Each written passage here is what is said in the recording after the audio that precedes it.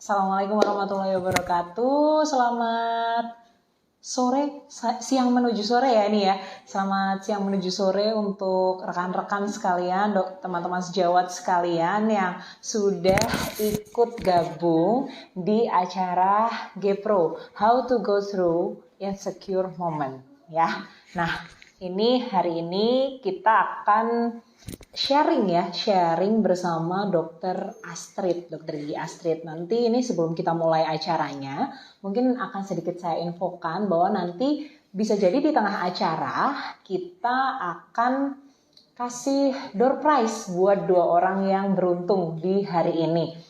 Nanti disimak aja, nanti pertanyaannya mungkin bisa seputar kita diskusi atau sharing hari ini. Nanti bisa di tengah dan juga di akhir acara akan ada 2 orang beruntung yang bisa dapat souvenir dari GPro. Ada 2 kalender, yang satu ini dan yang satu ada ini. Oke semua, jadi jangan sampai kelewatan. Apalagi door prize-nya, dan juga mungkin info sedikit bahwa teman-teman di sini yang ikut live, teman-teman bisa menyimpan atau yang udah dipin atau disematkan oleh GPro ini ada voucher diskon 10%. Kodenya sudah tertera di screen capture aja, nanti teman-teman bisa sampaikan tempatnya di GPro ya, dimanapun, tapi batasnya sampai tanggal 15 Desember. Nah, promo ini nggak bisa digabungin dengan promo lain, jadi cuma promo ini aja, diskonnya 10%, kodenya udah tertera di situ, di screen capture. Kalau teman-teman udah join, pasti akan dapet diskonnya. Dan ini sangat bisa bikin beli macam-macam, oke? Nah, mungkin buat kita bisa langsung mulai, kita undang Dokter Astridnya aja ya. Oke.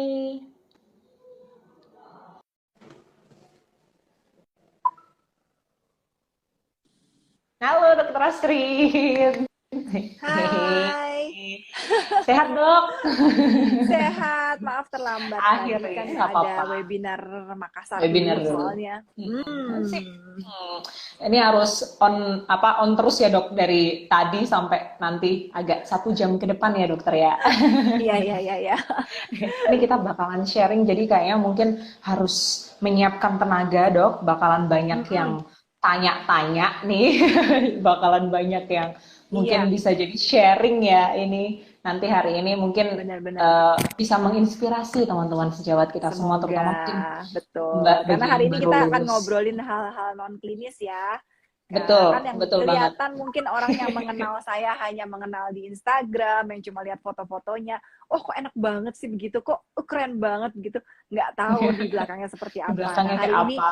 Iya betul, jadi hari ini I will share a little piece of my puzzle di sini, apa adanya gitu. Jadi mau tanya apa aja sekarang boleh, semua boleh. Bebas apapun ya. Boleh tanya gimana apa caranya aja. Nanti kayak gimana gitu. Benar. Kan ada yang suka DM, nah susah kan jelasinnya. Hari ini kita buka forum, kita ngobrol, boleh tanya apa aja. Nggak ada rahasia, saya akan ceritain semuanya. Dan semua yang ikut join di live ini bebas tahu semuanya. Gitu ya dok ya. Oke. Hari ini kita akan sharing sama Dokter Astrid gimana cara ngatasi insecure-nya. Pasti teman-teman di sini udah tahu Dokter Astrid ini siapa. Ini Dokter Astrid, spesialis prosto, estetik ya. Habis itu beliau juga udah lulus dari S1-nya di 2001, terus spesialisnya di 2005. Beliau lulus dua-duanya di UI ya dokter ya, benar ya? Iya, saya di UI dua-duanya. Kemudian beliau juga sempat sekolah atau seminar dok, atau kursus dok di NYU. Itu sebenarnya terintegrasi sih. Waktu itu saya saya beruntung banget bisa ikut program itu. Tapi sayangnya memang program itu kayaknya nggak diperpanjang lagi ya. Dulu terintegrasi antara Indonesia, India, dan New York itu kerjasama gitu. Jadi kita bisa sekolahnya, sekolah di Indonesia, ke India sebentar, terus ujiannya di NYU, dapat sertifikatnya NYU. Wow, sungguh pengalaman yang sangat berharga ya dok ya. Iya. Thanks to senior saya dulu yang memang berjuang untuk bikin program itu. Sayangnya nggak berlanjut ya. Kalau berlanjut pasti banyak banget tuh peminatnya. Semoga ada program-program lain lagi ya dok ya, yang bermanfaat juga. Nah dok, mungkin nanti kita sistemnya kita akan tanya jawab aja ya dok ya. Nanti Iya. teman-teman di sini boleh ya dok, kalau mau bertanya boleh ngisi di question box ya dok. Jangan sampai di kolom komentar, takutnya nanti tenggelam. Jadi teman-teman atau teman apa dokter sekalian boleh tanya di question box, dan itu udah ada dok. Udah langsung Iya. ada tuh Kemarin muncul. sebenarnya kan udah dikasih beberapa list pertanyaan ya. Cuma saya bilang Benar. saya nggak mau ngeliatnya biar besok spontanitas aja gitu. Waduh. Baca Ya, oke. jawabnya. Oke dok, mending kita coba Oke. tanya langsung lewat ini Mau dulu dok, cerita dari dari mana question box, nih? dari cerita dari ini aja dok. Gimana dokter Astrid nih 2001 lulus sebagai dokter gigi, bener ya dok? Betul. Terus lulusnya di spesialis 2005. Boleh nggak diceritain rentang dalam waktu 4 tahun ya? 4 tahun tuh Iya. gimana sih dok? Atau bahkan mungkin sebelum jadi dokter gigi tuh juga sempet, pusing nggak sih kayak gitu? Boleh dok diceritain? Iya, dari awal waktu itu kan saya daftar, mungkin banyak juga teman-teman yang sama lah ya nasibnya. Kita daftar FK, terus FK dan FKG gitu di UI. Itu juga terjadi sama saya sih. Saya daftar dulu waktu itu FK Atma, FK UKI, dan FK UI, dan FKG UI gitu. Cuma memang ya saya berdoa aja yang terbaik dipilihin Tuhan, itu berarti memang jalan hidup saya gitu. Jadi saat itu saya diterima di FKG UI, dan saya bersyukur banget sampai sekarang saya diterimanya di FKG UI gitu. Karena kalau sekarang saya harus mengulang lagi, saya pasti cuma pilih satu FKG UI aja. Ya, ternyata saya happy banget. Nggak ada penyesalan ya dok? Nggak ada penyesalan Benar. sama sekali, justru merasa beruntung dan bersyukur banget Tuhan mengarahkan saya untuk masuk ke FKG UI. Yang awalnya tadinya have no ideas ya, karena kan keluarga saya tidak ada yang dokter sama sekali. Ada dokter umum, tapi itu kayaknya opa, om, jauh lah pokoknya. Jauh gitu. banget. Apalagi dokter gigi tuh nggak ada sama sekali. Jadi have no ideas kok bisa tiba-tiba terjun ke dokter gigi tuh kayak apa. Dulu suka dikomentarin katanya, ngapain sih ngambil dokter gigi? Kayaknya di setiap gang jalanan ada deh pelang dokter gigi, sering digituin juga. Kayak kok kecil hati, masa sih gitu ya dokter gigi? Ya iya juga sih memang, kayak setiap jalan ada pelang dokter gigi. Cuma pasti ada jalannya deh gitu. Jadi tetap dijalanin dengan sebaik-baiknya. Dan which is ternyata saya happy, dan sampai mencapai saat seperti ini, ada perjuangannya juga semuanya. Tapi ya overall dijalanin aja. Karena apa yang kita sudah mulai, selesaikanlah dengan baik. Benar, iya. Ketika kita udah berani mulai, maka harus benar-benar diselesaikan juga itu dengan pilihan yang terbaik kita. ya dok ya. Apalagi kalau pilihan kita sendiri ya, udah pilihan kita, ya sudah selesaikan dengan baik. Jadi masuklah saya tahun 96 itu di FKG UI. FKG UI. Gitu. Kuliah 3 tahun setengah ya. Waktu itu 3 tahun setengah dulu kan baru dapat SKG kan. Sebisa mungkin tuh saya nggak pengen ngulang. Lumayan cepet. Lumayan cepet, itu cepet banget dok. 3,5 tahun, wow. Ya, 3 tahun setengah itu dapat SKG-nya kan. Emang saya tuh sebisa mungkin nggak kepengen hair ya. Kalau dulu kan istilahnya hair ya. Kalau sekarang hair. Masih remedial. Remedial. Sekarang istilahnya remedial. Ada lagi, apa sih namanya? Inhal dok. Oh, apa tuh? Namanya baru inhal. Iya, jadi kalau ngulang namanya inhal gitu. Nah, itu ya. Beda-beda ya dok. Mungkin diusahain nggak ngulang gitu. Kalau dulu saya tuh bikinnya dari dulu emang suka bikin catatan. Jadi saya ngeringkas kan diktat dulu tebel-tebel tuh. Insecure-nya dimulai dari situ, kok kayaknya bahan banyak banget ya. Buku anatomi setebel itu, buku patologi, oral biologi, udah dicicil pelan-pelan ringkasan. Puji Tuhan si ringkasan itu akhirnya turun-temurun tuh, di fotokopi, bisa buat teman-teman. Gitu. Ya ampun, bermanfaat banget dok. Dan emang seneng ringkas dari dulu. Kalau belajar tuh selalu saya ringkas. Jadi dari tebel gitu paling saya tinggal bawa mungkin tinggal 4 lembar kertas, dan itu saya bisa bawa kemana-mana. Dan easy gitu, bisa belajar di mana-mana. Jadi itu salah satu cara saya dulu belajar, bikin ringkasan terus jadi ya kemana aja. Dulu kan saya sempat ikutlah dulu kayak modelingan gitulah zaman dulu kan. Asik. Masih umur 17-18 gitu. Nah itu di backstage tuh ngafalin dok, belajar. 3,5 tahun aja masih bisa modeling ya dok ya. Itu ajaib banget loh dok. Iya. Ya. Makanya ini ya, dokter gigi, kedokteran gigi itu nggak lepas jauh-jauh dari seni ya dok ya. Iya, dokter senang modeling kayak gitu, pada akhirnya di sini estetik nih ya. Oke, itu berarti lah 3 tahun setengah. Terus masuklah ke itu profesi ya. Profesi, benar. Nah itu saya selesaikan dalam 3 semester, 1 tahun setengah. Jadi total saya 5 tahun kuliah, masuk 96, lulus 2001. 2021. Wah, cepet banget. Itu Terus juga tapi ngejar berarti requirement ya. Ngejar requirement. ngejar requirement. Kalau berarti waktu pasti juga sempat ada jatuhnya juga ya, Dok, waktu misal mau dari apa SKG ke koas kayak gitu, dokter sempat nggak, aduh gimana ya, ada ketakutan nggak sih kayak gitu? Ketakutan Eh, buat ngadepin ke koasnya, habis itu setelah koas ke apa namanya lulus jadi dokter gigi kan lulus gitu dok, terus udah nyandang mm-mm. jadi dokter gigi gitu ya, itu sempat nggak dok kebayang, aduh kan kalau di koas kan kita masih diawasi sama sama apa namanya dokter-dokter kita yang ada ya di Iya. sekolah kita atau di kampus kita. Tapi kan setelah kita udah lulus jadi dokter gigi, udah nih tanggung jawab semuanya ada di kita. Sudah ada di apa sumpahnya kita itu udah tertera di situ tanggung Betul. jawab di kita semua. Itu gimana dok? Sempet nggak sih? Aduh berani bisa nggak ya aku amanah atau bisa bisa nggak ya aku tanggung jawab nih sama pasien aku, pernah nggak ada takut kayak gitu dok? Iya sih. Pastilah semua itu Hmm. sangat manusiawi ya. Dari kita Hmm. lulus SKG tadinya kan cuma mengandalkan diri sendiri, oh asal kita belajar aja pasti ujian bisa lulus gitu. Terus begitu Hmm. masuk ke, ya ampun ada yang nulis saya baru lahir tahun 96, auto berasa tua. Aduh, iya ya, aduh dok, Iya. sedih. Oh, oke, lulus setelah masuk ke profesi itu kan harus kerja requirement kan. Itu strateginya Benar. beda lagi tuh. Beda Hmm. lagi kan kalau kalau waktu kuliah ya cuma teori, belajar, ujian. Nah, begitu masuk ke profesi, itu kan kita kerja dibagikan tuh per kelompok kan untuk Hmm. konservasi, prosto dan lain-lain. Dan kita kan juga kerjanya bareng temen lah ya. Kita kan nggak boleh lah, Ya maksudnya kita mau cepet-cepet lulus tapi kita terus benar. ngambil pasien temen apa gitu itu tuh saya Hmm. pasti is a big no sih. Kita harus tetap Big kompak no, gitu oke, sama-sama temen kompak betul. sekelompok. Jadi kalau kita mau cepet, aku malah ngajakin temen aku gitu loh. Ayo ikut yuk, mau Hmm. nggak cari pasien gitu. Jadi ada beberapa teman aku yang memang satu kelompok, jadi ikutan cepet tuh lulusnya tuh. Hmm, karena benar, karena ikut ke bawah. Nah ikut ke itu bawah. sangat.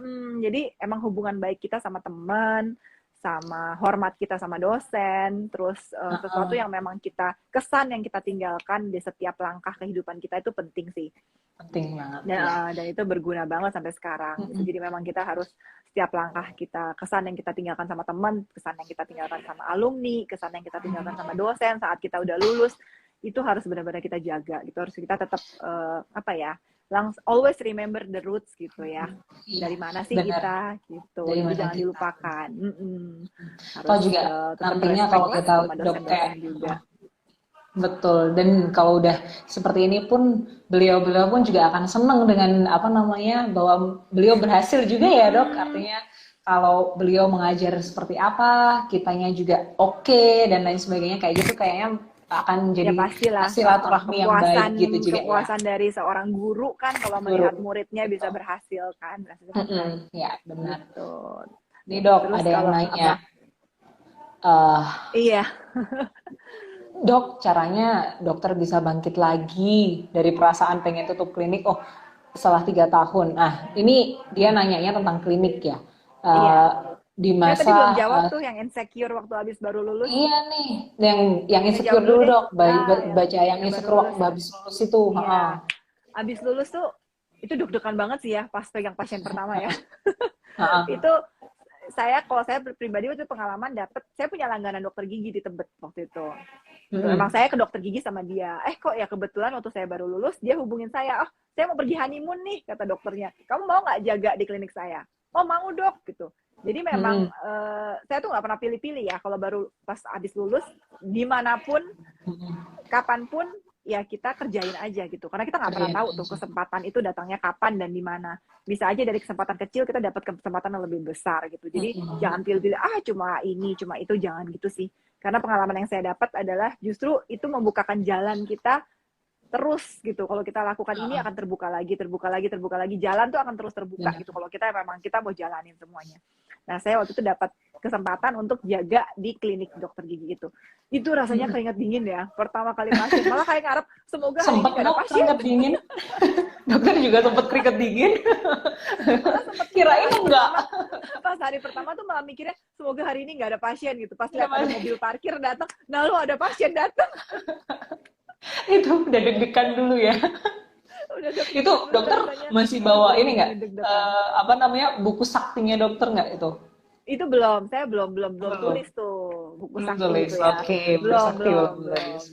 Belum nulis, cuma masih mengingat-ingat. Tapi terus kan ingat, aduh kalau nambel gimana ya, etching gunting berapa detik, masih lah itu kayak gitulah. Emang deg-degannya pasti ada lah, gitu. Cuma kalau setelah udah dilewatin, masanya udah sekarang aku udah berapa tahun ya? Tahun 2001 ke sekarang 20, kan 2021. 20 tahun, bener. 20 tahun ya? Dok. Iya, 20 tahun. 19, ya lebih 20 tahun ya? Iya ya, 20 tahun. 20 tahun. Pantesan ada yang baru lahir 96 ya. 96. Saya kuliah dia baru masuk. Saya kuliah dia baru lahir ya. Baru lahir ya. Nah, setelah udah menjalani itu semua memang yang harus dijaga itu memang integritas aja sih. Integritas di mana kita harus berlaku benar, terus tanpa dilihat orang ya, memang yang tahu benar apa salahnya kan kita sendiri ya, dan Tuhan pastinya. Betul. Jadi ya itu aja sih, integritas yang harus dipegang dari awal, karena kepercayaan pasien itu sih yang perlu kita jaga ya, karena identitas itu kan nggak dalam satu malam loh, membuat identitas itu nggak dalam sekejap, itu sesuatu yang harus kita bina dari awal, kita jaga supaya identity itu atau branding itu melekat di kita. Gitu, jadi itu yang harus butuh waktu ya, Dok. Butuh waktu, tapi memang itu harus kitanya sendiri disiplin oleh itu kayak gitu ya, kita harus jaga integritasnya kita sendiri kayak gitu ya. Betul, Dok. Oke. Jangan pilih pasien juga lihat ini itu, nggak usah, pokoknya semua diperlakukan sama. Okay.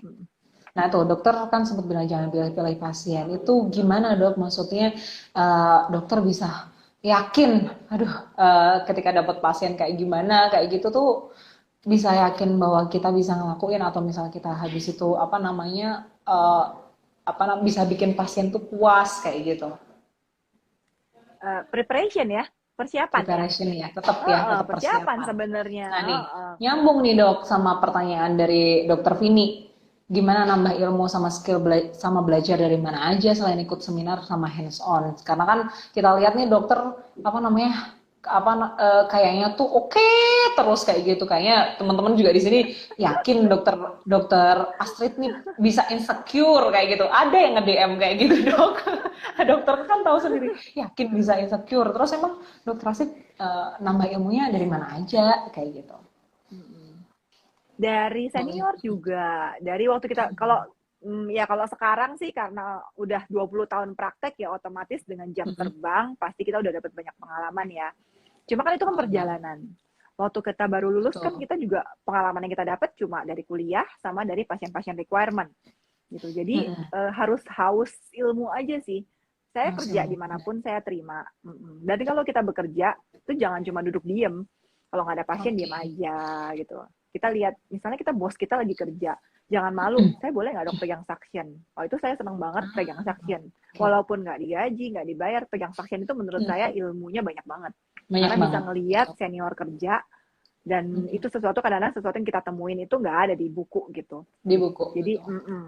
Jadi kalau saya punya bos, saya tuh selalu datang lebih pagi dari bos saya, dan saya selalu pulang lebih malam dari dia. Karena saya nggak pengen kelewatan apa yang dia kerjain gitu. Itu yang membuat saya kaya tuh, itu tuh dari situ, dari pengalaman bekerja sama orang. Dan ya karena saya nggak punya orang tua dokter gigi atau kenal dokter gigi, mau nggak mau saya ngelamar kerja ya, dan saya ikut senior, ikut dokter gigi yang udah punya klinik. Dan itu memang saya haus ilmu di situ sih. Saya nggak mau duduk diam gitu, nggak mau pilih-pilih. Jadi saya pengen banget ngelihat apapun yang dikerjain gitu. Jadi nggak pilih-pilih, pegang suction itu penting loh. Saat kita punya klinik, kita kan punya asisten. Kita nggak bisa marahin dia. Kamu megangnya nggak bener deh. Kamu tuh ketekan pasiennya. Kita nggak akan bisa ngasih tahu dia kalau kita nggak pernah ngalamin tuh namanya pegang suction. Gimana caranya neken lidah, gimana taruh posisinya suction di mana, arahnya dari mana. Itu semua kita harus tahu dulu gitu. Kalau kita emang benar-benar ngelakuin dari awal, saat kita ngajarin orang tuh kita tahu apa yang kita omongin. Nggak cuma asal nyuruh. Gitu. Jadi kalau dibilang ilmunya dari mana, ya betul. Ilmu dari mana ya? Of course kita ikut seminar, kuliah.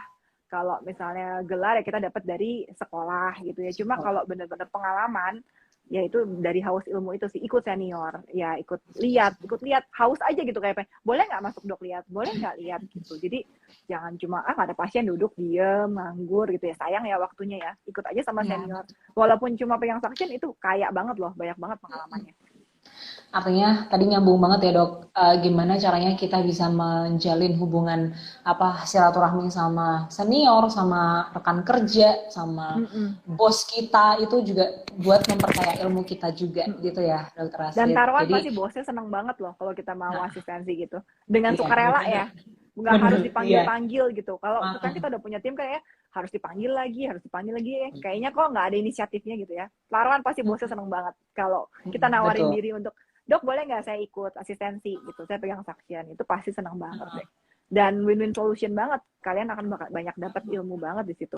Nggak cuma kerjaan gigi loh. Kadang-kadang soft skill untuk bicara sama pasien, how to handle. Kan kita ngelihat dan ngedenger semua itu saat kita berada di dalam ruangan. Itu menjadi pengalaman yang modal banget untuk kita kerja. Oke. Terus nih dok, ada yang nanya lagi. Nah, nih ada yang nanya kaitannya ini dok. Coba ya, saya pencet ya dok. Dia nanya, dok dari lulus sampai memiliki skill yang mumpuni, caranya dicapai berapa lama? Perlukah mentor? Kalau mentor nanti udah disebut dokter Astrid ya, bahwasanya tadi kita kerja sama apa, menjalin silaturahmi sama bos sama kakak angkatan. Nah, ini boleh dijawab juga nih dok. Berapa lama sih dok kayak gitu buat bisa punya skill yang mumpuni? Nah, skill yang mumpuni itu sebenarnya back to diri kita sendiri loh. Yang menentukan kita bisa cepat atau lama itu bukan orang lain, bukan gadget yang kita punya atau device yang kita punya, itu dari kita sendiri gitu. Seberapa kita mau haus ilmu dan haus untuk pengen tahu untuk bisa gitu. Jadi kalau dibilang caranya berapa lama, dicapai berapa lama, itu memang beda-beda ya. Kalau saya pribadi, saya nggak pernah ngitungin sih. Sampai sekarang pun menurut saya masih harus terus belajar. Karena setiap kasus yang datang dikirim Tuhan itu nggak pernah ada yang sama. Jadi dari setiap kasus itu saya belajar dari situ. Jadi kalau emang dapat kasus yang gampang, kasus yang susah, jangan mengeluh, aduh susah banget sih, gitu. Jangan ngeluh gitu. Justru kita harus bersyukur. Artinya kita dikasih kesempatan Tuhan untuk belajar lagi, gitu ya. Kita cari tahu gimana supaya kita bisa mengerjakan kasus susah itu. Percaya deh, abis setelah kita nyelesain kasus itu, mata kita lebih terbuka. Karena kita bisa lihat yang tadinya nggak kelihatan, tapi karena kita udah bisa ngerjain itu, kita jadi kelihatan, oh itu harusnya diginiin, oh itu harusnya digituin gitu. Kayak ada istilah ya, untuk for hammer, everything looks like a nail gitu loh. Semua tuh kalau kita seorang palu, semuanya kelihatannya kayak palu, kayak paku aja gitu loh. Tapi begitu kita punya gadget yang lain gitu, kita akan bilang, oh ini bisa diginiin, bisa digituin, banyak banget yang lain. Jadi emang kitanya harus kreatif dan harus terus belajar, terus berinovasi, which is ya itu tergantung dari diri kita sendiri sih. Nggak bisa ngandelin orang, nggak bisa kita bilang oh terang aja dia cepet, orang dia alatnya canggih-canggih misalnya gitu kan, atau oh terang aja cepet, dia kan anaknya dokter ini atau dokter itu, ya kita nggak bisa bandingin gitu sih ya. Baiknya juga nggak usah bandingin ya, udah kita kondisinya seperti ini, sepatu kita kayak gini, yang kita miliki ini, ya sudah lakukan yang terbaik aja dengan apa yang kita miliki gitu, pasti ada aja jalannya. Dan intinya itu tadi ya dok, harus belajar juga, dan apa namanya apapun itu diterima aja, intinya kalau mentor pasti belajar lah, perlu mentor lah, nggak mungkin kita bisa sendiri. Kalau saya perlu kan mentor, pasti perlu, kita pasti selalu belajar dengan yang lebih bisa ya kan, yang udah lebih dari kita yang duluan gitu kan. Itu cuma kepengen tahuannya kita itu loh, jangan nunggu disuapin terus gitu. Jadi kitanya juga harus cari tahu ya. Bener, kita harusnya proaktif ya dok, jangan cuman berharap disuapin terus kayak gitu. Bener ya dok ya. Bener. Oke, ini banyak banget nih dok yang nanya. Terus apa lagi ya? Bisa dikeluarin. Boleh, tak keluarin lagi ya dok. Banyak nih dok yang nanya. IPK ini dulu, menentukan keberhasilan di dunia kerja. Nah, coba itu dijawab dulu dok. IPK. IPK menentukan keberhasilan ya. Itu sih pasti semua kalau menerima lamaran kerja pasti yang dilihat ya nilainya itu ya. Ya pastilah menentukan keberhasilan belum tentu, tapi mungkin menentukan kita bisa mendapatkan kesempatan, iya. Bisa jadi kan? Ya. Kalau kita bisa jadi kalau mendapatkan kesempatan ya of course semakin nilai kita bagus-bagus ya kesempatan yang kita dapat pastinya akan lebih banyak pilihannya gitu kan. Tapi berhasil atau tidaknya saya rasa sih kita selalu punya kesempatan untuk memperbaiki diri ya. Bukan berarti kita IPK-nya nggak kurang bagus terus kita pasti selalu lebih jelek daripada yang IPK-nya lebih bagus, nggak juga. Gitu. Karena setiap hari kita punya kesempatan yang sama, punya 24 jam yang sama. Dan itu kita bisa memperbaiki diri setiap harinya. Gitu. Ditambah pasien-pasien itu juga sumber belajarnya kita ya, Dok ya. Iya, dan pasien sebenarnya nggak pernah nanya kan, Dok, lulus IPK-nya berapa kan? IPK berapa? Nggak nanya. Bener banget. Nggak pernah ditanya IPK ya, sebenarnya pasien nggak nanya itu. Cuma how kita treat dia dan gimana persiapannya kita untuk membekali ilmu supaya kita bisa men-treat dia dengan benar, itu yang menentukan keberhasilan kita di dunia kerja kedokteran gigi ya. Saya nggak tahu deh kalau bidang yang lain, tapi kalau di bidang kedokteran gigi berdasarkan pengalaman saya, IPK ya of course menentukan kesempatan yang kita dapat, tapi untuk keberhasilan saya rasa setiap hari kita punya kesempatan untuk memperbaiki diri ya, menentukan keberhasilan kita atau enggak gitu. Nih ada yang nanya nih Dok, kan tadi dokter juga udah cerita bahwa 2005 kan udah lulus spesialisnya ya Dok. Kemudian kan dokter buka klinik 2008, iya. Betul dokter? Betul. Betul, 3 tahun di masa itu. Itu gimana sih Dok ceritanya bisa akhirnya dokter memutuskan bisa buka klinik dan haru birunya di 3 tahun itu akhirnya dokter bisa buka klinik. Itu kan pasti butuh perjuangan banget gitu Dok. Haru birunya sih dimulai dari 2001 sebenarnya. Saya begitu lulus itu besoknya saya duduk di ruang praktek udah. Karena saya dapat kesempatan di beberapa tempat dan semuanya saya ambil, yang deket, yang jauh, itu semua saya jalanin deh.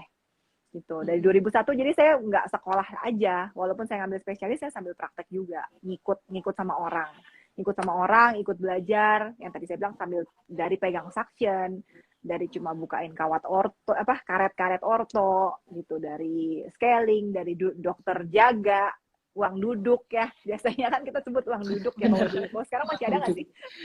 Ada Dok, itu ada di beberapa tempat masih ada. Masih ada ya? Masih. Iya, jadi itu dikerja. Jadi 2001 saya udah kerja sih, terus sambil sekolah dan sampai 2008 itu memang saya belajar banyak dari bos saya, dari senior saya. Itu perjalanan yang mematangkan saya di situ. Cuma memang tahun 2007 ada kisah yang memang kurang bisa diceritakan yang membuat akhirnya kita harus berpisah gitu. Nah saat berpisah itu sebenarnya saya waktu itu pilihannya adalah melamar dikerja di tempat lain gitu. Cuma kebetulan pasangan hidup saya adalah seorang yang bisnis, jadi dia bilang mau nggak buka sendiri gitu. Kita kan kalau dokter idealis banget ya, nggak bisa idealis banget gitu, nggak bisa mikirin yang bisnis gitu kan. Ya udah akhirnya memberanikan diri gitu untuk buka klinik. Dan ternyata waktu buka klinik tuh langsung shock dong, karena kan beda banget ya. Kalau kita ikut orang tuh kan tinggal berangkat, ganti baju, berangkat, praktek, selesai, ganti baju, pulang gitu ya. Sedangkan pas buka klinik itu dari urusan debu, urusan kain pel, sapu, sampai semuanya deh, dari kecil dipikirin ya Dok. Semuanya dari ujung ke ujung sampai sekarang sih. Cuma yang sekarang sih saya udah ada beberapa tim yang membantu. Cuma waktu awalnya kan memang ke pasar pramuka sendiri gitu ya, untuk milihin. Kan dulu kan barang-barang nggak tahu sampai sekarang nggak ya. Dulu untuk barang-barang instrumen, alat medis gitu kan kita cari sendiri ke supplier, ngumpulin satu persatu, sampai kadang-kadang sekarang saya suka mandangin juga sih alat-alat perintilan itu. Sekarang kan udah, puji Tuhan udah macam-macam ya, banyak banget. Ingat waktu dulu ngitungin kaca mulut berapa biji, kayak cuma punya 8 biji kaca mulut, pinset. Tetap ya Dok, berarti dokter juga ngalamin maksudnya otomatis nggak langsung dari awal tuh langsung wah gede gitu, tapi tetap bertahap gitu ya Dok ya? Iya pastilah. Yang buka klinik ini kan siapa tahu kan di sini tanya aja, wah kalau yang keren kayak gitu kan. Makanya kalau udah punya klinik dari keluarganya mungkin lain cerita ya gitu. Kalau saya ngalamin sih yang benar-benar buka sendiri dari awal, ya itu ngitungin kaca mulut cuma masih punya 8 biji, pinset, terus sonde, terus alat-alat yang dibeli pun ya saya beli yang masih saya sanggup beli dulu gitu. Saya nggak berani untuk berhutang sejujurnya saya nggak pernah berani gitu untuk ya. berhutang. Nggak pernah, belum bisa beli X-ray waktu itu karena tapi kebetulan satu lantai saya ada klinik besar di sini dan ada giginya juga gitu. Waktu mau buka dibilang kamu nggak takut di situ ada dokter giginya juga gitu. Cuma ya buat saya ya udahlah rezeki masing-masing gitu ya. Ternyata keuntungannya dia punya panoramik, saya nggak punya. Jadi saya belum bisa beli. Terus gimana tuh dok? Terus gimana itu tambah insecure nggak? Iya, kalau kita mau melihat dari sisi insecure menjadi insecure karena di sana ada panoramik, ada dokter spesialis, klinik gigi dan segala macam. Tapi kita lihat dari sisi lain deh. Justru kita harus bersyukur. Aku malah bersyukur, beruntung karena dia punya panoramik karena saya belum mampu beli. Jadi pasien nggak susah-susah tuh. Jadi saya terlalu jauh panoramiknya ke dia. Iya. Oke, bener iya ya dok. Karena sebenarnya tuh kalau misal kita ngeliat tuh jangan cuma di satu sisi ya dok. Jadi pasti ada negatifnya, tapi pasti ada positifnya. Itu salah satunya yang dokter Astrid lakukan itu. Jadi kalau lihat barang dari sini jelek, coba kita putar sedikit arah pandangnya, siapa tahu dari sini bagus gitu. Jadi malah enak dia punya panoramik, dia punya macam-macam lebih gadget yang lebih bagus-bagus ya kalau saya perlu. Saya refer ke dia panoramiknya dan enak kan pasien nggak usah jauh-jauh, tinggal diantar jalan ke sana terus balik lagi ke tempat saya. Balik lagi. Dan percaya maksudnya pasien itu bondingnya tuh mereka nggak melihat apa ya? Mungkin kalau pasien tuh kan beda sama kita beli barang ya. Kalau kita beli barang kita lihat iklan, kayaknya bagus nih gitu, ke situ gitu, keren nih gitu kan. Tapi kalau dokter kayaknya mereka lebih ke secure dan trust ya. Trust betul. Jadi mereka nggak penting kita punya alat secanggih apapun, ya of course itu alat bantu ya pasti. Tapi pada dasarnya pasien itu percaya sama kita tuh karena perawatan kita sih. How we handle them, how we treat them dari hati gitu. Mereka pasti berasa gitu daripada kita punya alat yang dikedipin aja jalan sendiri gitu kayaknya. Jalan sendiri. Aneh kan ada.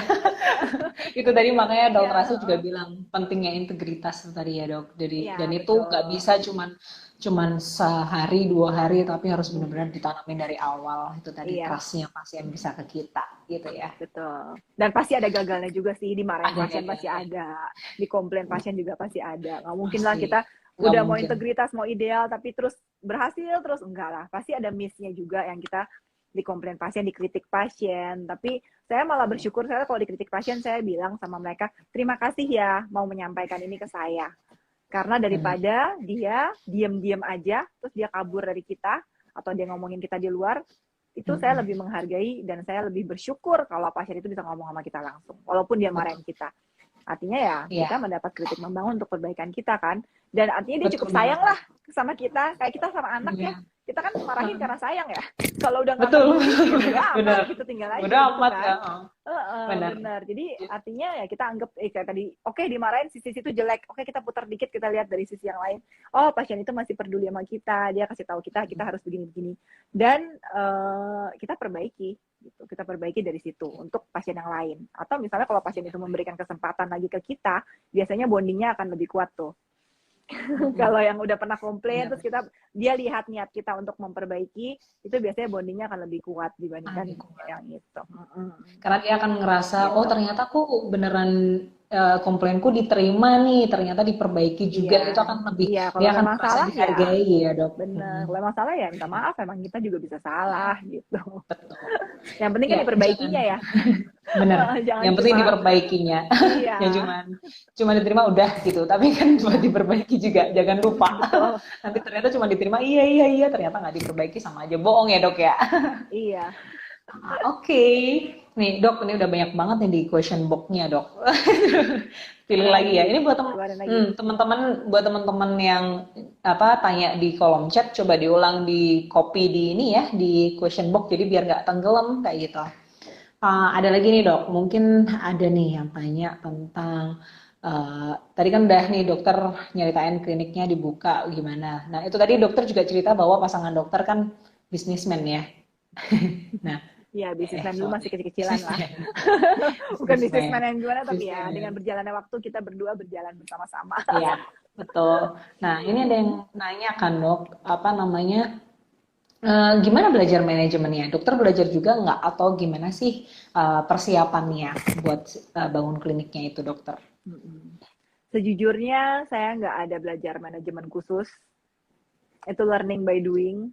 banyak air Baik, mata baik. juga, karena ternyata memanage orang itu nggak gampang. Paling susah malahan ya, memanage teamwork, memanage Teamwork. saat kita punya staff, saat kita punya tim, gitu, gimana kita menengahi satu dengan yang lain, menjalin hubungan, itu nggak gampang sih, memang. Jadi kalau ditanya belajar khusus, dulu kayaknya nggak ada sih ya institusi yang khusus mengajarkan manajemen dental klinik ya. Kalau sekarang saya lihat iklan-iklannya udah mulai ada tuh Banyak. yang memanage. Ya kalau saya sih pribadi nggak ada, bener-bener belajarnya dari pengalaman, jatuh bangunnya. Ya modal, dibilang modal nekat, modal niat baik deh, jangan bilang modal nekat.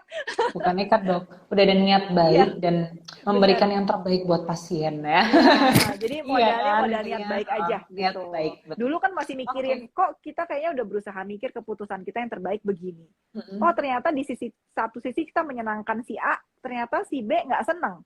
Gimana Mm-mm. bisa nyenengin semua gitu. Jadi Mm-mm, betul. setelah berjalannya waktu, saya memang merasa nggak pernah tuh ada satu keputusan yang bisa menyenangkan semua pihak, nggak pernah ada.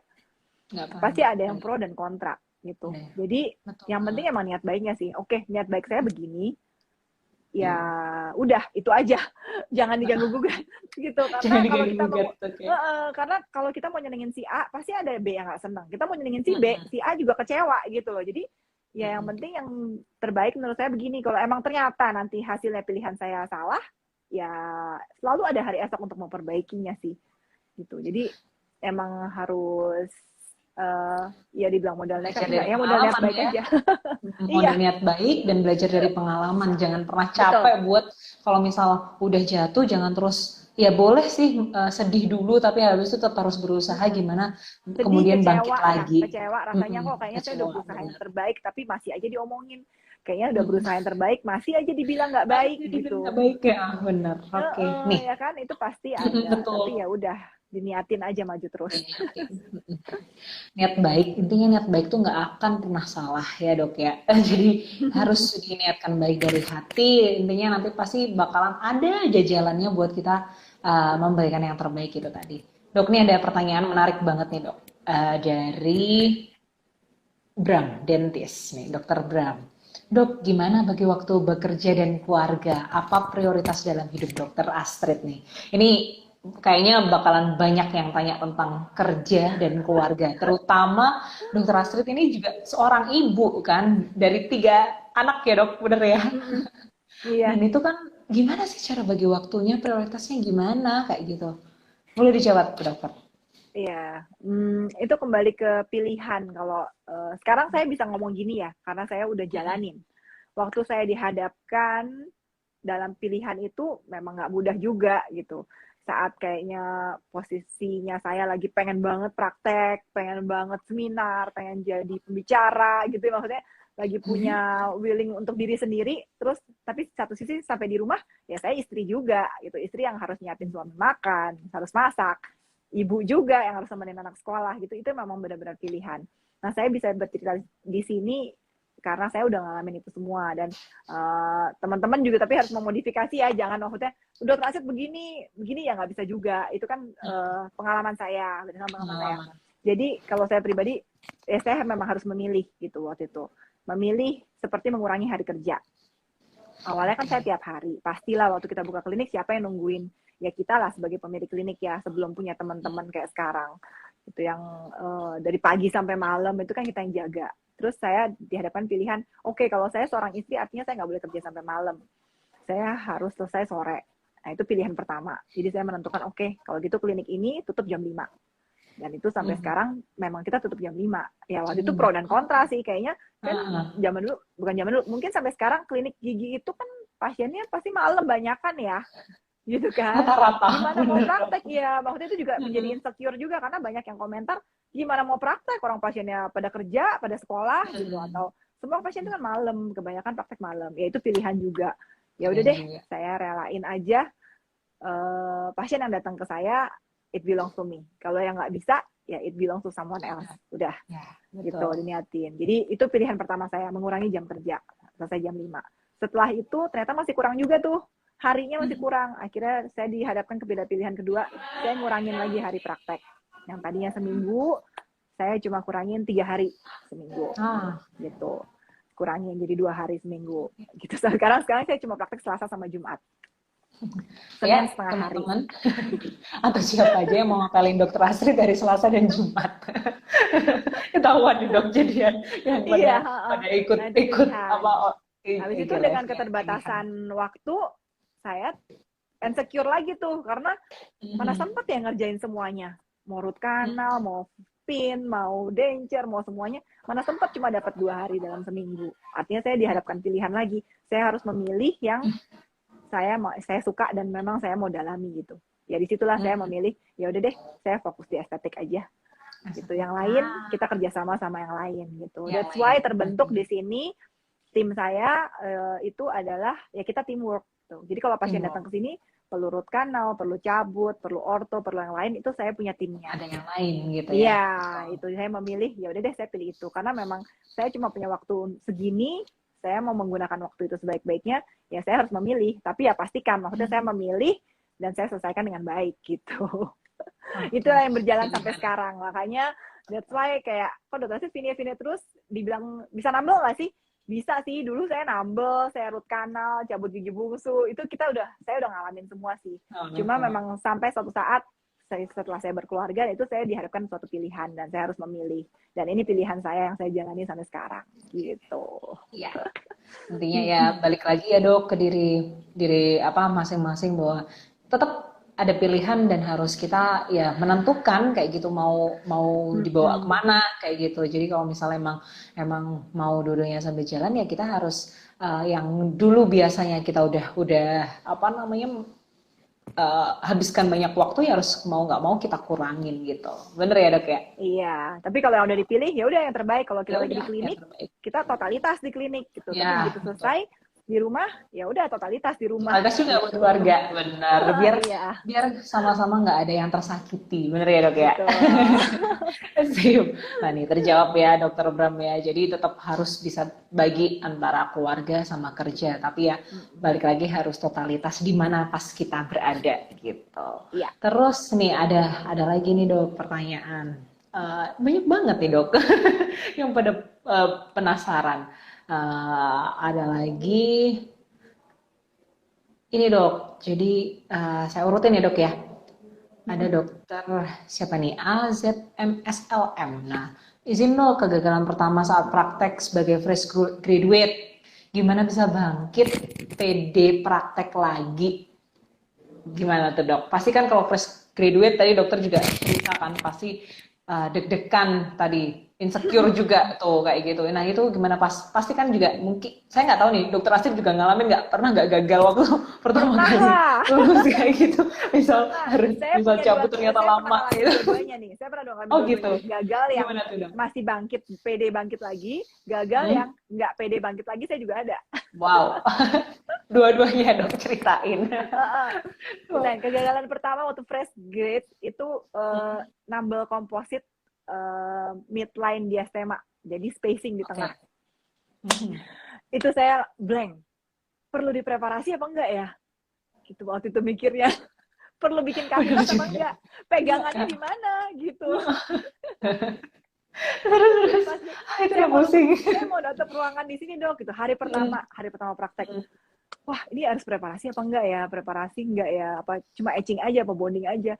Udah hari itu dikerjain dan udah. Maksudnya saya ngerasa hari itu kok saya nggak prepare banget ya. Gitu. Itu saya berasa terpukul banget sih. Maksudnya kok dapet kasus, kok saya nggak siap ya? Gitu. Berarti ilmu saya masih kurang dong. Ya kan? Berarti maksudnya saya berasa lulus dengan gelar dokter gigi, sumpah dan segala macam. Berasa ya jagoan gitu ya. Udah punya DRG, Aset Katalia. Print kartu nama. Dulu kan pakai kartu nama ya. Bikin kartu nama. Udah bangga banget tuh. Masih zaman kok. Kartu nama. DRG Aset Katalia langsung print kartu nama. Oh ternyata itu nggak cukup gitu. Begitu ada kasus, berarti aku udah kurang. Dari situ ya memang kembali ke persiapan ya. Ke persiapan kita setidaknya untuk membaca ulang, untuk memastikan praktekin deh. Kadang-kadang soalnya kita ngafalin kayaknya ya iya hafal gitu ya. Begitu dihadapkan pada kasus, diapain ya gitu. Blank gitu. Bener banget dok. Jadi saya nggak bisa tuh waktu itu si pasien bilang gitu, saya akhirnya menyarankan dia waktu itu masih pintar sih ngeles dikit kayaknya kerang giginya masih banyak nih Pak, gimana kalau hari ini kita scaling dulu ya, gitu. Jadi hari itu pasien minta sebenarnya datang untuk ditutup diastemanya, karena saya nggak bisa ngelakuin itu, di hari pertama saya scaling doang. Scaling doang, pas pasien pulang, saya merasa, kok nggak bisa sih nambel gitu doang, gitu. Terus saya buka-buka lagi, oh ternyata dengan etching bonding itu cukup ya, kok bodoh banget ya, gitu. Gitu. Jadi emang lebih ke persiapan, tapi dengan begitu saya ngerasa, oh oke, emang harus baca lagi, harus siapin gitu untuk mempersiapkan diri nih. Kalau emang mau pegang pasien ya siapin diri, nambel tuh gimana caranya, bahannya apa. Nah itulah dari situ saya mulai nulis. Saya mulai nulis yang buku primbon itu. Primbon. Ya, ada surprise di belakang ya. Surprise di belakang. Dari situ saya mulai nulis standar-standarnya. Misalnya mau nambel, bahan-bahan apa aja. Terus mau mulai terima pasien tuh di dalam ruangan itu harus ada apa aja sih. Dari cotton pellet, dari pinset, cotton roll, cheek retractor, kayak gitu tuh semua dasarnya berarti ya dok. Jadi jangan sampai pasien udah datang, wah alat ini nggak ada, oh bahan ini nggak ada, itu tuh saya catat, saya tulis semuanya. Terus kalau mau nambel komposit itu bahan, alat, bahan, dan itu apa aja, prosedurnya step by step itu saya tulis sedetail itu semuanya itu. Jadi itu primbon yang saya selalu bawa gitu. Just in case misalnya pasien datang lupa, setidaknya saya bisa balik badan dulu, pegangan dulu ya. Bener-bener ya, preparation ya dok. Artinya dengan banyaknya kasus ya lama-lama di luar kepala lah ya. Cuma ya karena kita waktu baru lulus kan pasti grogi tuh. Nah grogi itu kan bikin blank tuh. Grogi itu yang bikin blank semuanya. Jadi ya itulah terciptanya catatan pertama itu tadi. Catatan pertama artinya apa namanya? Jangan pokoknya ya memang pasti pernah ada sampai jatuh gitu, tapi balik lagi ke persiapan ya dok, preparationnya kita tetap harus belajar terus, balik lagi kayak yang dibilang apa namanya dokter tuh ya apa namanya belajar terus, maksudnya nggak akan pernah berhenti kayak gitu, jadi harus selalu belajar kayak gitu. Bener ya dok? Setiap kasus yang kita temui itu nggak pernah sama ya, maksudnya setiap pasien itu beda. Itu kegagalan yang saya bangkit pede lagi. Mau denger kayak nggak bangkit pede lagi? Mau nggak bangkit apa? Saya kan pernah belajar implan ya. Kan waktu baru lulus semua mau dipelajarin tuh, estetik, implan semualah, pelajarin. Saya belajar implan. Saya ngerjain kasus implan waktu itu, waktu lagi requirement. Dari 3 itu gagal 1. Jadi setelah seminggu 2 minggu ya, pokoknya goyang dan akhirnya keluar gitu. Itu saya terpukul banget sih, dan itu saya memutuskan aku nggak suka deh ini, aku nggak suka deh darah ini. Ini kayaknya aku nggak terpanggil di daerah sini deh. Jadi sampai sekarang kalau yang bedah-bedah, I don't like blood.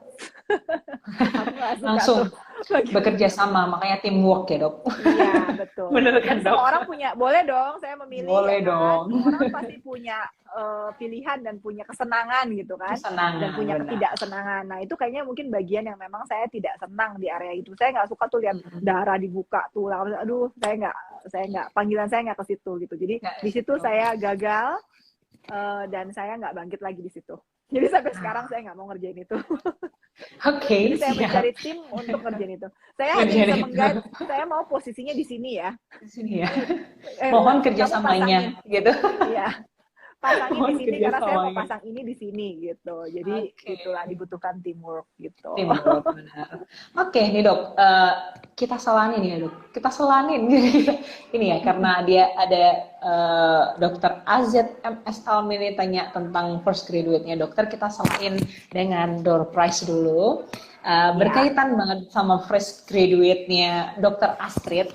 Ini jawabnya yang beruntung ya. Nanti kita dari tim akan lihat yang jawab paling benar sama paling cepet bakalan dapet door prize. Jadi jangan marah-marahan ya. Jadi jangan rebutan. Ini satu dulu. Nanti yang satunya di akhir. Dihitung ya. Nanti aku takut nanti kalau siapa nih nanti yang pertama dapat. Pertanyaannya adalah di usia berapa Dokter Astrid bergelar sebagai dokter gigi umum gitu. Ayo jawab, siapa nih dok? Ada nggak yang jawab? Door prize bakalan dapat. Enggak kok, kayaknya tadi udah kayaknya ada yang tahu spesialisnya dokter usia berapa, harusnya ada yang tahu juga nih. Ada nggak? Ada yang tahu? Tuh dok, ada yang jawab. Waduh nih, yang pertama siapa nih? Yang pertama ini bener nggak? VH Sondak, Sondak. bener? Iya, bener nggak dok? 21 tahun? Bener, Miring. 21 Bener ya? tahun. Oke, Betul. oke, selamat pada dokter VH Sondak. Yang lain jangan berkecil hati, masih ada satu kali lagi. Oke. Nah, nanti akan dihubungi oleh admin ya, dokter VH Sondak buat dapat door prize tanggalannya atau kalendernya yang pertama tadi. Nah, lanjut ya dok ya, kita pertanyaan berikutnya ini mungkin bisa jadi nggak kejawab semua ya dokter karena memang banyak banget nih ternyata yang tertarik sama dokter Astrid nih jatuh bangunnya. Kita masih punya Hmm, berapa menit lagi nih? masih ada 20 menit lagi dokter. Oke. Oke, 20 menit lagi ya dokter. Tadi kalau pilih apa namanya spesialis sih karena dokter seneng ya di situ ya, benar nggak dokter Astrid? Pilih prosto. Spesialis prosto, Iya, karena soalnya saya suka ngukir. Saya tuh seneng nggak Oke. seneng perintilan Ah, gitu. Saya orangnya seneng yang perintilan, kecil-kecil. detail. Heeh, perintilan. Ya Jadi ya ampun. satu-satunya pilihan waktu itu kan kayak ngukir-ngukir ya di preparasi, di wax up gitu kan, nyusun gigi itu di prosto. Ya dulu sih prosto Oke. nggak se booming sekarang ya. Sekarang hit, jadi Benar. lumayan hit nih sekarang nih. Saya seneng juga Hit sih. banget nih dok. Prosto jadi termasuk Karena one dokter of favorite. Astrid. Seneng banget. Saya juga jadi lihatnya tuh Iya, waktu lihat Instagram dokter Astrid, wah cakep banget kayak gitu. Jadi jadi kayak wow kayak gitu. prostodontis gitu. Kalau dulu kan identik adu GTP, harus nyusun gigi, bawa-bawa artikulator kemana-mana, bawa-bawa lekron sama uh, spiritus ya. Dulu pakai spiritus kan? Spiritus bener. Iya. Spiritus bener bener Wah, dok. kopernya anak prostodontis tuh pasti paling paling penuh deh dibanding yang Paling lain penuh. deh. Iya Bawaannya kan? tentengannya banyak. Soalnya Bener. banyak gitu. Karena dulu kan Oke. GTP, Ya GTS gitu ya. ampun. Cuma emang kayak suka ngukir, jadi makanya pilih situ. Ah, Pilih ke situ. Nah, oke. Ada nih dok yang tanya bagus nih dok. Hmm. Pernah nggak dok ngalamin kebangkrutan atau dibohongin oleh rekan ketika dokter membangun klinik? Nah, tadi kan dokter juga mungkin ada tambahan ya dok tentang klinik ini. Gimana dokter bangun teamwork? Itu kan banyak kepala. Dokter punya punya apa namanya prinsip bahwa pengennya kayak gini. Gimana bisa nyatuin berbagai kepala itu biar satu prinsip itu dan pernah nggak itu Ya. terkhianati atau dibohongi atau sampai bangkrut? Boleh dok cerita, ini menarik banget nih Wah. pertanyaan dari dokter Hmm. siapa nih bergaya gigi. Monggo dok. Iya ya. Ini insecure-nya pemilik klinik nih ya, yang baru buka nih ya, atau yang Bener. udah berjalan juga. Udah Pastilah berjalan. yang dipikirin, memikirkan menengahi dari banyak kepala itu, tadi saya bilang, memanage orang itu ternyata ya lebih sulit ya, paling sulit Ah, menurut saya sih. benar. Gitu, untuk memanage banyak orang supaya kita bisa tetap satu jalan, tetap satu suara. Ya kalau setelah ini saya juga bisa ngomong setelah saya menjalani sekian lama ya. Kayaknya yang penting tuh adalah respect sih, Respect. Oke. respect, integritas dan respect each other gitu. Jadi kalau sama tim saya selalu bilang di sini nggak ada yang berbeda, dari yang bersihin kayak OB, yang sapu, pel, bagian steril, sampai dokter spesialis yang paling jago itu semua punya peran yang sama. Jadi kita harus respect everyone dari ujung ke ujung gitu, nggak ada yang dibeda-bedain gitu, untuk menjaga supaya teamwork itu tetap bisa berjalan gitu. Kalau memang terus kalau ada masalah itu jangan lama-lama. Jadi misalnya memang ada problem, ya cepetan dibahas gitu loh, cepetan dibahas karena kadang-kadang asumsi itu yang bikin masalah loh.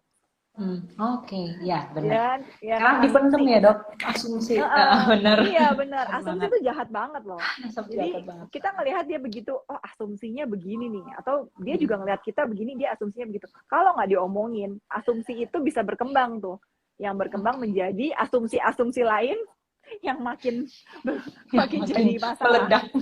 Bener. Yang belum Dan tentu akhirnya benar kayak gitu. iya, dan akhirnya kalau nggak diomongin ya udah gitu loh, makin asumsinya makin banyak, makin besar masalahnya, makin susah dibenerinnya. Bom Jadi ya emang dok. pelajarannya, memang kalau ada masalah harus segera dibenahi. Benar. Dibenahi, bisa apa enggak? Bisa dibenahi, kita jalan terus, nggak bisa, ya udah. Berarti Ya udah. memang kita harus memilih jalan yang berbeda gitu. Tapi yang penting diusahakan untuk dibenahi dulu. Dan dibenahinya harus dengan respect ya. Kita harus punya respect Oke. dulu dari awal dengan semuanya. Kalau kebangkrutan, kemerosotan pasti ada. Awal-awal klinik tuh juga nggak untung ya, maksudnya kok dihitung-hitung ya segitu aja gitu. Ya kan? Mungkin belum sampai nutup unit cost-nya aja belum gitu ya, Dok. Ibaratnya kan, gitu tapi yang ya. penting adalah kita harus hak orang itu nggak boleh ditahan. Jadi memisahkan ya, antara uang klinik, pemakaian pribadi, pemakaian klinik itu memang harus dipisahin. Yang kesalahan yang sering terjadi adalah uang klinik dan uang pemakaian pribadi itu suka kecampur.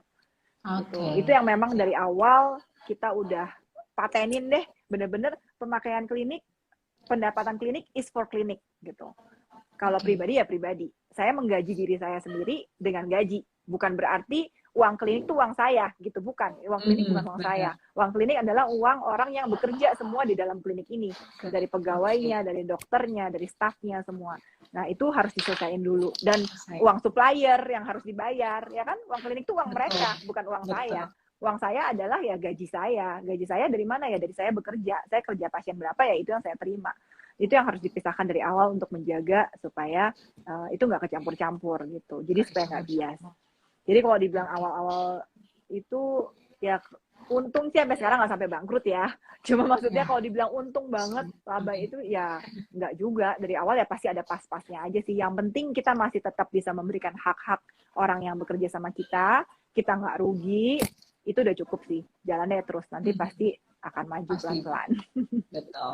Dibarengi dengan niat baiknya kita buat memberikan yang terbaik ya, Dok. Pasti jalan benar ya.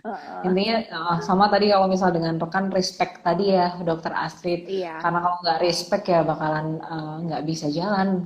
Ini kayak yang beberapa hari ini saya lihat di story-nya Dokter Astrid. Dokter Astrid ini kayak deket banget bahkan sama semua orang yang ada di kliniknya dokter, nggak cuma sama dokter aja, tapi entah itu perawat, OB dan lain sebagainya. Jadi asik niatnya, ya ampun, keluarga banget. Itu gimana sih, Dok? Kita harus merasa butuh satu sama lain ya. Karena kalau kita merasa kita butuh satu sama lain, kita nggak akan nyakitin tim kita. Tuh, karena kita merasa butuh dia juga merasa butuh kita. Jadi respect sama needs ya. Harus punya tuh rasa needs each other gitu, ya kan? Dan sesama tim juga ya memang kita saling membutuhkan sih. Saya emang dari awal saya nggak bisa kerja sendiri karena saya udah milih saya mau kerja restorasi. Saya nggak bisa kerja tanpa Ruth kenal spesialis saya, spesialis konservasi saya nggak bisa kerja tanpa spesialis perio saya nggak bisa kerja tanpa asisten-asisten yang sangat mendukung saya, yang membukakan jalan kalau saya kerja itu mereka udah siapin semua.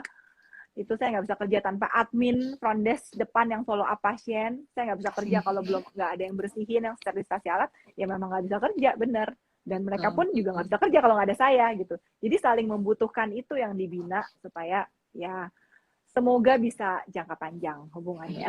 Jangka lama, bener. Oke, respect dan needs each other, oke?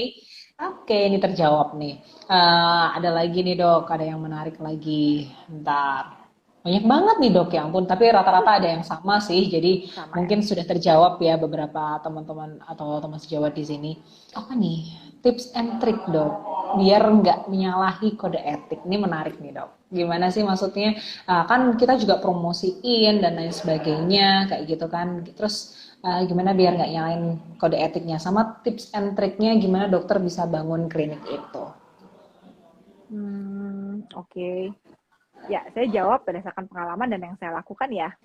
Ya. Jadi kalau yang saya lakukan, saran saya sih mungkin kalau kita mau mempromosikan praktek pribadi, ya tanpa harus menjelekkan orang lain ya. Setuju. Gitu kan, maksudnya kita nggak perlu bilang, oh di sana begitu, di sini begini loh, gitu kan, nggak perlu dengan cara begitu. Ya kita berikan yang kita punya apa, kita bisa buat apa. Yang menurut kita itu yang terbaik, ya kita tunjukkan yang terbaiknya kita aja tanpa harus menjelekkan orang lain. Itu aja sih. Kayaknya. Gimana tips and triknya biar nanti pada akhirnya bisa kebuka itu klinik gitu. Ada nih yang tanya di question box. Tips dong, Dok, soalnya dia mau bikin klinik kayaknya, Dok. Ada yang mau bikin klinik, terus tips and triknya apa sih kayak gitu, apa aja kayak gitu sampai bisa berhasil. Ini dia. Dari Dokter Bram lagi nih, Dokter Bram banyak banget nanyanya.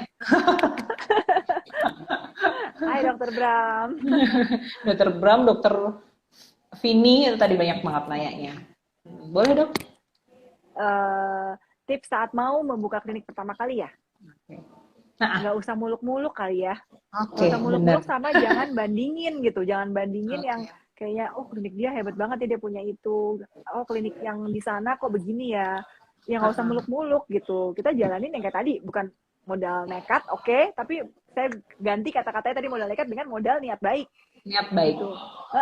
Jadi kata-katanya ya udah modal niat baik aja. Kita punyanya ini, kita mampu belinya ini. Ya udah bekerja dengan itu sebaik-baiknya. Gitu. Jadi jangan kecil hati. Aduh aku tuh nggak bisa nyetak bagus soalnya aku nggak punya scanner sih misalnya gitu. Itu nggak perlu tuh kayak gitu. Aku tuh nggak bisa kerja bagus soalnya aku nggak punya 3D X-ray sih misalnya kayak gitu ya. Ya nggak usah muluk-muluk ke situ deh. Jangan it's a battle that you never win gitu untuk banding-bandingin orang betul ya. Jadi nggak akan pernah di atas langit pasti ada langit gitu kan. Ada langit benar. Jadi apa yang kita mampu kita bekerja dengan begitu sih. Gitu. Soalnya saya pernah banget mengena pasien saya bilang, pasien itu salah satu pasien yang loyal banget ya, maksudnya saya bersyukur dia loyal sama saya sampai sekarang udah puluhan tahun. Dia bilang saya pernah refer dia waktu saya nggak bisa kerjain, saya refer dia ke klinik yang Pak di sana lebih bagus, alatnya lebih canggih dan pokoknya lebih bagus dari di sini deh gitu. Jadi saya refer dia ke sana. Terus dia kembali dia bilang dok saya perlu dokternya, saya perlu dokter. Saya nggak perlu alatnya, dia bilang gitu. Oh, oke Pak, terima kasih. Gitu. Maksudnya itu sangat touch banget buat saya dan buat saya jadi semangat.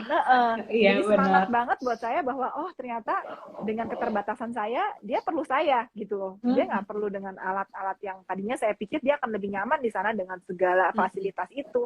Ternyata dia kembali dia bilang enggak, saya perlu dokter, saya bukan perlu alatnya. Jadi itu sangat menyemangati. Oh kalau gitu saya harus bekerja sebaik-baiknya dengan apa yang saya miliki. Udah itu aja sih. Nanti ya berjalan hari demi hari itu akan berjalan dengan apa adanya aja.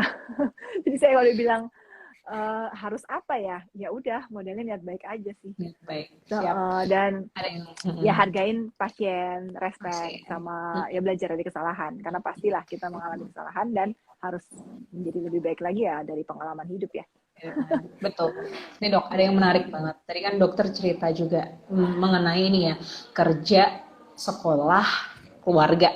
Ada yang nanya, gimana tanggapan dari keluarga atau suami ya, terutama suami dokter waktu dokter ke luar negeri. Gimana? Kasih semangat dong dok, gimana? Karena kan kadang ada yang bisa mau ke luar negeri, pasti pikirannya, aduh gimana ya keluarga aku? Atau ada nggak sih dukungan dari keluarga? Gitu dok, boleh diceritain? Iya, kalau saya sih waktu itu memang beruntungnya, saya sekolah tuh saya belum nikah.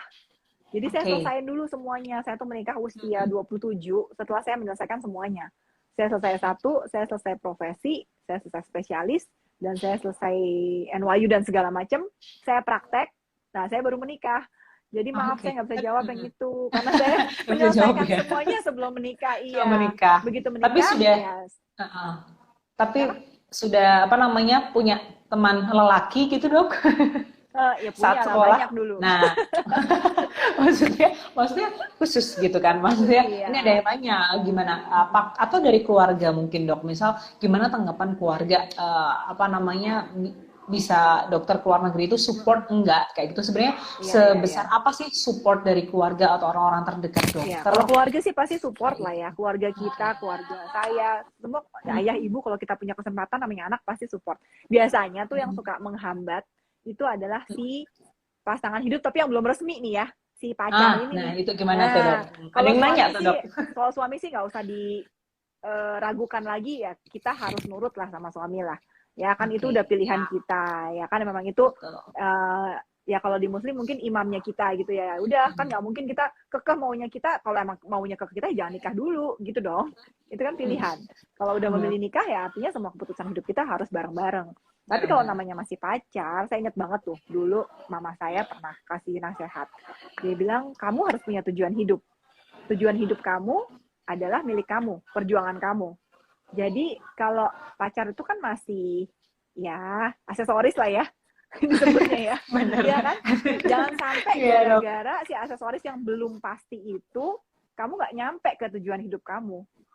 gitu. Jadi itu sih ya prioritas. Itu kalau saya dengan nasihat ibu saya dan yang saya jalanin. Tapi mungkin yang lain punya pertimbangan yang lain. Jadi kalau masih pacar ya tetap fokus tujuan hidup kali ya. Tujuan hidup. Benar. Iya. Kalau masih pacar kan belum tentu jadi sama dia. Iya benar. Jangan benar banget. Mau jauhan sama dia, kita nggak jadi sekolah, nggak jadi juga sama dia. Kiri kanan nggak dapet dong. Nanti malah kita jadi berkembang ya dok ya. Iya. Bener kan? Gitu. Ilmunya nggak dapet juga. Aduh, oke deh, keren banget nih dok. Nah terus ada juga nih dok, mungkin saya sempat baca ada komenan di dokter di postingannya dokter Astrid ya, ada yang sempat nanya, pernah nggak sih dokter Astrid ini ngerasa bosen kerja dengan sebagai dokter gigi itu, karena ada nih ternyata yang baru 3 tahun aja, aduh rasanya pengen pensiun kayak gitu. Gimana tuh dok? Iya, dilihat kenapa kali ya. Kalau bosan ya pasti adalah. Aku juga kadang ketemu pasien menjelaskan hal yang sama aja tuh ada bosennya gitu. Kayak sehari ketemu 3 pasien konsultasi menjelaskan hal yang sama, tuh kayak aduh boring. Tadi kan gue udah ngomong ya begini ya, sekarang diomongin lagi. Tapi ya itu, maksudnya kita respect, gitu ya? Kita respect pasien harus sama, nggak bisa dibedain pasien nomor 1, 2, 3 gitu, nggak bisa dibedain pasien yang datang cuma pakai sendal jepit, yang satu pakai sepatu gitu, nggak bisa dibedain begitu, semua harus dilakukan sama. Jadi emang kita harus nyetel emosi sih, walaupun kita bosen, ya pelayanannya harus tetap sama ya. Kalau bosen, ya udah jangan ngadepin pasien dulu. Kan bukan salah pasien ya kalau kita bosen. Iya. Terus me time, ada self healing ya dok ya. Kita servisnya jadi salah ke pasien gitu kan. Jadi mereka kan yang salah kan kita yang bosen. Jadi jangan pasien yang dapat ketibanan kebosanan kita kebosanan gitu. Kita. Ya udah stop dulu aja gitu. Terus daripada nggak memberikan yang terbaik ya dok. Dan dicari juga sih, mungkin kan alasan bosan itu macam-macam ya. Ada yang memang tempat kerjanya tidak kondusif, atau kayaknya memang kesempatan di situ tidak membuat kita berkembang. Ya kan. Nah kalau hal-hal tersebut ya lain cerita lah. Kalau kayak gitu ya mungkin ya memang kita harus cari kesempatan lain. Ya kan, terus berinovasi ya kayak gitu yang membuat kita jadi nggak bosan. Gitu. Jadi harus dilihat dulu nih bosannya kenapa nih, sampai harus 3 tahun aja udah bosan banget tuh kenapa gitu. Jadi kayak tadi saya bilang, kalau kita ngelihat begini nggak bagus, coba deh diputar dikit, kita cari sisi bagusnya gitu. Dok, banyak banget ini, mungkin nggak bakalan bisa kita jawab satu-satu ya dok. Mungkin ada pertanyaan terakhir nih dari ada juga yang nanya tentang, ada nggak sih dok kiat-kiatnya dokter Astrid selaku prostodontis itu bisa jadi prostodontis yang baik, dan harus nggak sih kalau prostodontis itu punya skill art juga kayak gitu? Kalau tips dari saya, bukan tips ya sesuatu yang bisa saya bantu tanamkan ke teman-teman tuh, kalau kita lihat kasus kalau sebagai prosto tuh kan kayak restorasi, wah mahal nih, crown, veneer, denture semuanya ya. Nah itu tuh itu jangan gitu. Kita mikir how much we can give, bukan how much we can get. Pertama itu dulu deh, gitu. Karena kalau kita lihat kasus, kita udah mikir, wah bisa dapat apa aja nih dari sini nih. Nah itu kita nggak bakalan objektif. Gitu. Kita harus mikir, oke, kasusnya begini, apa aja yang bisa kita lakukan untuk memberikan restorasi yang bagus buat pasien. Itu dulu, gitu. Jadi how much we can give dulu sebelum mikirin we can get. Gitu. Itu kayaknya saya rasa berlaku di semuanya ya. Kalau kita kerja di tempat orang, kita menjadi staff, punya bos atau apa, juga dulu saya mikir, sebelum saya mikir saya dapat berapa, saya mikir dulu apa sih yang bisa saya kasih, seberapa besar sih nilai saya, gitu. Itu dulu yang saya fokusin. Saya harus membuat diri saya bernilai dulu, gitu, untuk bisa mendapatkan sesuatu, gitu loh.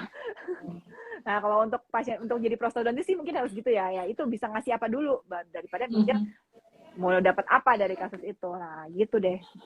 Jadi itu dulu deh yang ditanemin. Super dok. Ini kayak apapun yang diomongin dokter Astrid ini kayak sepemahaman, sepemikiran banget. Jadi kayak makin semangat nih dok.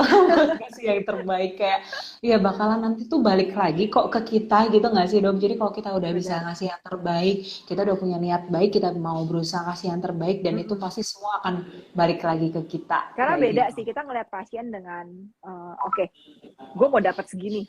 Itu akan beda dengan gue mau kasih segini. Itu pasti beda. Coba deh praktekin deh. Iya, begitu benar. mikir apa yang bisa gue kasih ya, gitu itu dulu. Gitu. Karena kan beda banget nanti ya, untuk bikin rencana perawatan, untuk menyampaikan sesuatu ke pasien, untuk memikirkan rencana mau diapain aja tuh mindsetnya harus disetel begitu dulu tuh. Begitu dulu, Dan percaya benar. deh, maksudnya rezeki itu ya memang ada yang ngatur sih gitu. Tapi maksudnya jangan cuma short term, mikirin short term ya. Karena pekerjaan kita itu kan, kita dokter, kita kan fungsinya menyembuhkan. Kita ditugaskan untuk menyembuhkan. Ya Dok, suka banget. Menyembuhkan, memperbaiki gitu kan. Tugasnya dokter kan itu sebenarnya kan, kita disumpah untuk itu. Jadi kalau emang kita nggak bisa perbaiki, at least don't destroy gitu. Ya kan? Betul banget Dok. Ya, kalau kita nggak bisa benerin ya jangan dirusak. Setidaknya kita tidak merusak gitu. Ibaratnya kita tuh udah jadi tangan kanannya Tuhan buat perantara buat menyembuhkan mereka, untuk memberikan yang terbaik ya Dok. Jadi jangan mikirin aja cuman apa sih yang aku dapetin, tapi apa yang bisa kita kasih gitu. Iya benar. Because your talent is from God kan. Ya betul. Ya, dan apa yang kita lakukan dengan talent itu ya itu give back to God-nya ya seperti itu. Gitu. Yang penting kayaknya yang pada ikut ini sekaligus dapat ini deh, apa namanya? Semoga ya. Apa namanya, kayak semangat hidup lagi, semangat hidup, semangat bekerja lagi, semangat ibaratnya kayak mengabdi lagi buat pasien-pasien kita juga kayak gitu. Mungkin itu aja. Ada ini nggak Dok? Pesan-pesan dulu sebelum kita akhiri. Ini kayaknya udah sejam Dok, ternyata kita nggak kerasa, kayaknya lewat sejam lewat ya Dok, maaf ya Dok. Sejam lewat. Kita udah ngobrol-ngobrol sama Dokter Astrid. Mungkin boleh Dokter Astrid kasih motivasi, pesan-pesan buat para peserta di IG Live kita hari ini. Monggo Dok. Jangan pilih-pilih kesempatan deh. Kesempatan apapun itu, sekecil apapun itu, kita nggak pernah tahu kesempatan itu akan membawa kita ke kesempatan yang lebih besar berikutnya gitu. Dan lakukan semuanya itu, setiap kesempatan dengan sebaik-baiknya. Karena kesempatan memang nggak datang 2 kali. Ya kan? Gitu. Itu aja. Dokter panutan, semoga Dokter Astrid selalu sehat, bahagia. Terima kasih Dokter. Ini dari Gepro, makasih banget. Mungkin boleh apa namanya, kita foto dulu ya Dok ya. Boleh. Kita screen. Sama nanti kita mau itu ya, cerita tentang catatan pertama tadi ya? Iya, sama catatan pertama. Ada. Nanti sebelum kita cerita tentang catatan pertama itu, nanti saya bagi door prize dulu, baru kita cerita itu ya Dok. Oke? Oke. Jadi jangan live dulu ya? Jangan live dulu, benar. Kita apa nih? Ini saya bagi-bagi dulu ya Dok ya. Bagi-bagian door prize dulu aja ya Dok ya. Oke. Ini yang terakhir. Yang terakhir ada ini. Pertanyaannya gampang. Balik lagi nih, cepet-cepetan. Jangan live IG-nya dulu ya. Habis ini kita masih ada sedikit informasi. Pertanyaannya adalah apa nih?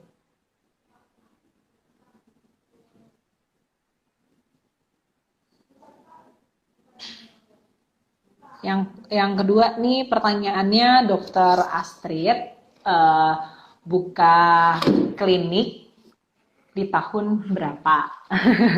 Tadi udah ada sebenarnya Dok. Monggo dijawab. Buka kliniknya pribadi yang paling cepat dan benar bakalan dapat kalender dari Gepro. Susah nih kayaknya. Bisa ada yang jawab? Bisa. Kayaknya banyak yang tahu Dok. Ada tuh kan? Bener kan? Bener tuh. Dan nih, maaf ya yang pertama nih yang dapat, kita screen capture dulu. Dari dokter siapa nih? Tika Bajamah. Bener nggak? Bajamal. Nah, dokter Tika Bajamal. Bener ya Dok? 2008? Betul. Yeay, dapat. Nanti akan dihubungi sama admin Gepro ya. Kayak gitu. Oke, sebelum kita akhiri, ada sedikit informasi juga ya dokter. Mungkin nanti Dokter Astrid nih, selain sangat menginspirasi, beliau ini juga mau akan ada bagi-bagi juga nanti, maksudnya bagi-bagi ilmu kayak gitu. Ada e-book ya Dok ya, ada e-book yang tadi Dokter Astrid bilang primbon. Boleh diceritain sedikit dokter? Catatan pertama. Catatan pertama. Yang pengalaman itu muncul sebenarnya dari insecure-nya saya waktu pertama kali praktek. Jadi itu catatan-catatan yang saya buat, SOP, alat bahan dan SOP untuk mengerjakan perawatan ke pasien, dan saya ingin catatan-catatan ini berguna dan dibantu oleh Gepro diedit dengan cantiknya mau menjadi ebook. Tapi sekaligus juga saya akan menggalang dana sebenarnya untuk yayasan. Boleh dijelasin? Kayaknya dari Dokter Yudit aja deh jelasin. Ya, saya ya. Saya jelasin ya. Jadi gini, nantinya Gepro bersama dengan Dokter Astrid dan juga mungkin nanti masih ada bekerja sama dengan tender-tender lain atau usaha-usaha lain, itu kita akan melakukan galang dana. Nah, galang dananya itu kita akan lakukan sampai tanggal 31 Desember. Nah, nanti setelah galang dana ini, yayasan, ini untuk yayasannya ada di Magelang, namanya Yayasan Mutiara Hati. Mutiara Hati. Ya, Mutiara jadi Hati. Itu adalah anak-anak disable, ya maksudnya difabel, anak-anak yang punya kekurangan, cacat, dan lain-lain, tapi tidak memiliki dana untuk mendapatkan perawatan. Nanti akan di-share. Kita rencana akan galang dana untuk itu, untuk mereka tidak terbatas, maksudnya nominalnya bebas. Dan sebagai ucapan terima kasih saya untuk teman-teman yang mau ikut serta dalam galang dana itu, kita akan berikan ebook tadi catatan pertama saya. Dan itu sangat indah. Jadi buat teman-teman nanti untuk info dari untuk galang dananya dan juga nanti untuk e-booknya nanti akan diposting oleh tim Gepro dan juga oleh Dokter Astrid ya Dok. Infonya nanti lengkap banget di situ. Jadi buat siapapun sambil berbagi, sambil beramal di akhir tahun ini ya Dok, kita menutup tahun di 2021 juga semoga bermanfaat untuk orang lain, terutama untuk mereka yang ada di Yayasan Mutiara Hati di Magelang, yang difabel itu kita berbagi, nanti kita akan, ibaratnya kita ucapan terima kasih ya Dok, untuk teman-teman yang sudah menyumbang itu dengan e-book Primbon catatan pertama yang terindah gitu ya Dok ya. Oke, thank you banyak ya, makasih banyak. Mohon maaf kalau ada kekurangan dan pastinya kita masih punya kesempatan untuk memperbaiki setiap harinya ya. Selama Tuhan masih memberikan kesempatan. Ya, semoga Tuhan salam sehat buat semuanya. Kita. Ya, semoga kita bisa berjumpa lagi IG Live berikutnya ya Dok, kita sharing-sharing lagi. Oke, thank you Dokter Astrid. Kita pamit ya, mari semuanya kita tutup. Bye, thank you yang udah join. Bye. Ya, terima kasih semuanya.